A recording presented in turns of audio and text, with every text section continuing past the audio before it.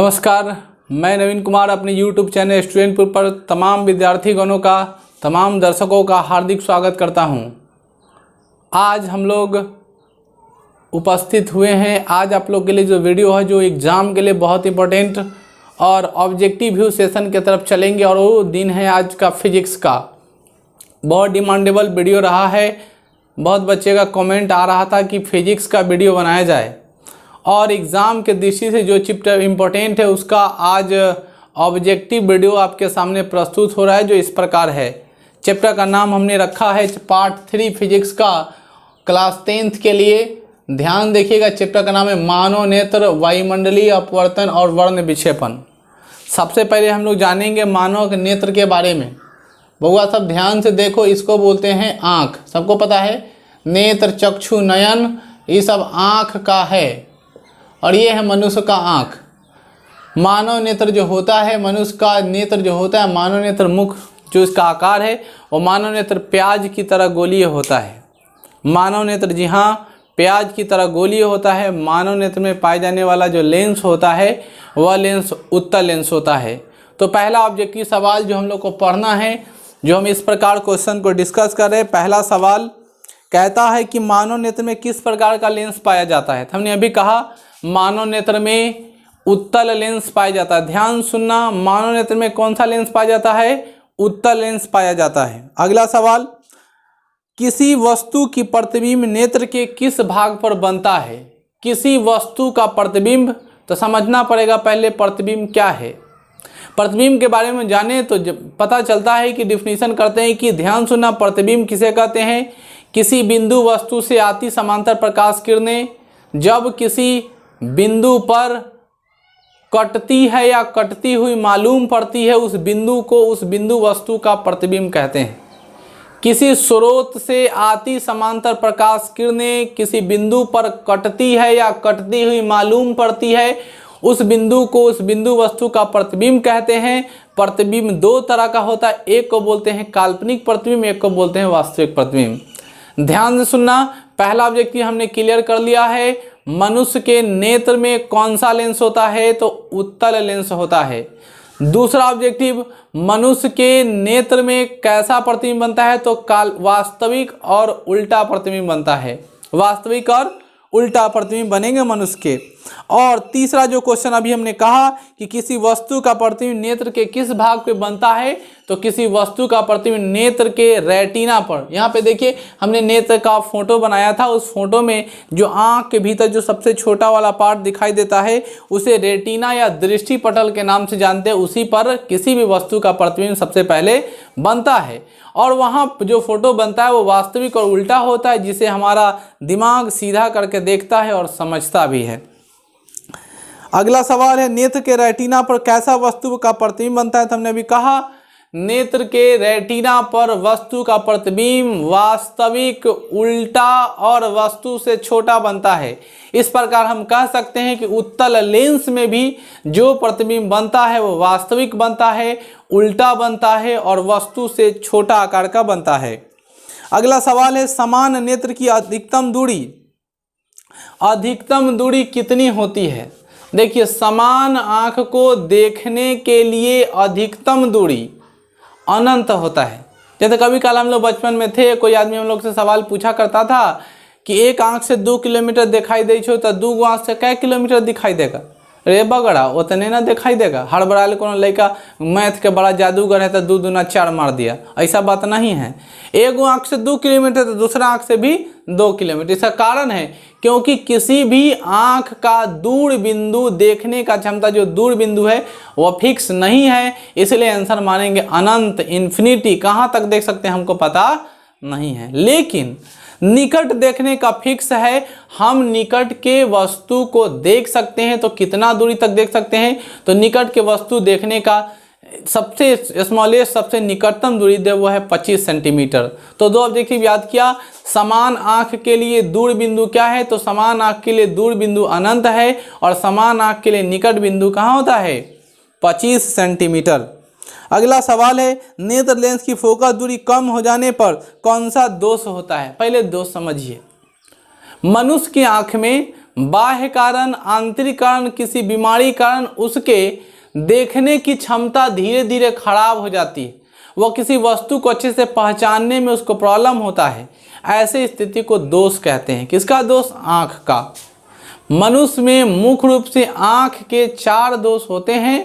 पहले दोष को बोलते हैं निकट दृष्टि दोष, दूसरे दोष को बोलते हैं दूर दृष्टि दोष, तीसरे दोष को बोलते हैं जरा दृष्टि दोष, और चौथे दृष्टि दोष को बोलते हैं अबिंदुकता। ध्यान सुनिएगा बुआ, हमने बोला है मनुष्य के आँख में कितने दोष हैं? 4।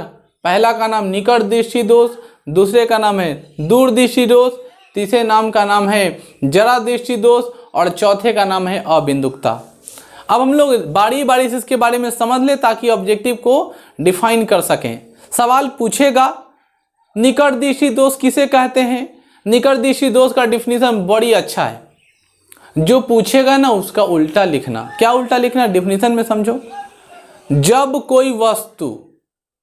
जब किसी व्यक्ति को कोई वस्तु निकट का रखा हुआ साफ साफ दिखाई दे, दूर का दिखाई नहीं देता है। ध्यान सुनिएगा, जब किसी व्यक्ति को निकट का वस्तु साफ साफ दिखाई देता है, दूर का वस्तु दिखाई नहीं देता है, ऐसे स्थिति को निकट दृष्टि दोष कहते हैं। और निकट दृष्टि दोष में ही व्यक्ति का जो नेत्र लेंस की जो फोकस दूरी होती है वह कम हो जाती है। दूर देखना है, आप ही सोचिए, हम लोग कैमरा में फोटो खींचते बोलते फोकस बढ़ा, तो अगर आपका जब फोकस से खराब हो जाएगा तो दूर का वस्तु देख पाइएगा नहीं ना। तो जब आपको निकट दृष्टि दोष होगा तो दूर का वस्तु नहीं दिखाई देगा, निकट का साफ साफ दिखाई देगा। तो दूर का वस्तु नहीं दिखाई दे मतलब आपका फोकस छोटा हो गया, फोकस कम हो गया, फोकस दूरी क्या हो जाती है? सिकुड़ जाती है। ये याद रखिएगा, फोकस जिसका छोटा होगा उसको रोग पकड़ेगा निकट दृष्टि दोष। तो अभी ऑब्जेक्टिव सवाल था कि नेत्र लेंस की फोकस दूरी कम हो जाने पर कौन सा दृष्टि दोष होगा? तो नेत्र लेंस की फोकस दूरी कम हो जाने पर व्यक्ति को निकट दृष्टि दोष होता है। आगे बढ़ेंगे, किस दृष्टि दोष से वस्तु का प्रतिबिंब रेटिना के पीछे बनता है? तो रेटिना के पीछे बनने वाला प्रतिबिंब ऐसा स्थिति तब आता है जब व्यक्ति का फोकस दूरी होता है वो बढ़ जाता है। अब जब फोकस दूरी बढ़ जाएगा तो क्या होगा? तब फोकस दूरी बढ़ जाएगा तो रेटिना पर फोटो ना बनकर रेटिना के पीछे बनता है, और ऐसे स्थिति को हम लोग निकट दृष्टि दोष, दूर दृष्टि दोष के नाम से जानते हैं। तो दूर दृष्टि दोष में वस्तु का प्रतिबिंब दर्पण के या नेत्र के पीछे बनता है। याद रखिएगा, कहाँ बनता है? पीछे। अब दूरदृष्टि दोष क्या है? तो दूरदृष्टि दोष में व्यक्ति को दूर का वस्तु साफ साफ दिखाई देगा, निकट का वस्तु दिखाई नहीं देगा, ऐसे स्थिति को दूरदृष्टि दोष कहते हैं। अगला सवाल पूछता है किस दृष्टि दोष को दूर करने के लिए उत्तल लेंस का इस्तेमाल करते हैं? देखिए, निकट दृष्टि दोष होगा अवतल लेंस के बने चश्मे का प्रयोग करना होगा।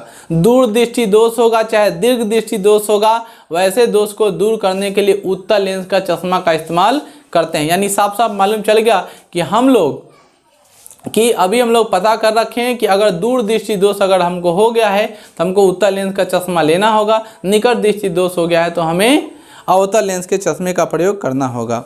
जो नेत्र निकट स्थित वस्तु को स्पष्ट नहीं देख सकता उसे कौन दृष्टि दोष हो गया है? तभी बोले हैं जो आंख निकट के वस्तु को नहीं देख सकता, दूर के वस्तु को साफ साफ देख सकता है, उसे दूर दृष्टि दोष हो गया है। समझ में आया? पावर ऐसे धक बुढ़ारी में बतियाएगा, ठीक है ना, कि हमको नहीं दिखाई दे रहा है, दूर का वस्तु नहीं दिखाई दे रहा है, तुमको निकट वस्तु ध लिया, निकट दृष्टि दोष ध लिया। नदी का वस्तु नहीं दिखाई दे रहा है, तुमको दूर दृष्टि दोष रख लिया। अगला सवाल स्पेक्ट्रम। स्पेक्ट्रम क्या है समझिए। जब हम लोग किसी प्रिज्म से होकर श्वेत प्रकाश को